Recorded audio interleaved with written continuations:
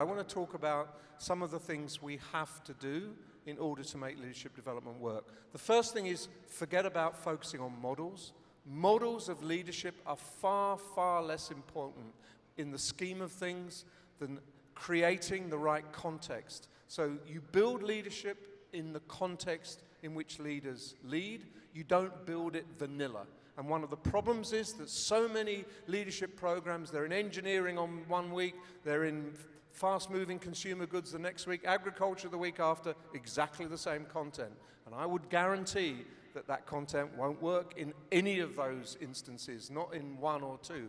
So you have to lead in context, and I think you've got to start to focus more and more on building experiences that work, not necessarily programs that work.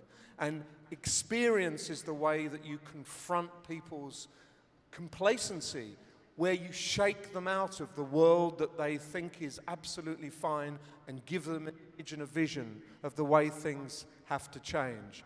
And thirdly, if you don't include the middle manager in your agenda, he will or she will screw it up for you. They are critical in helping it work or stopping it working. And then just finally, Elliot, just one last thing. If you're building leadership development programs, you co-create them.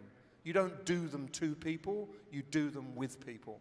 And if you get a group of people who are vested in the experiments that you've done and the decisions that you've made, they will sell it across the whole organization. If you do it to them, there's much more likelihood that they will build up their resistance and say, who said this? Who said that was any good? Who said that's going to work?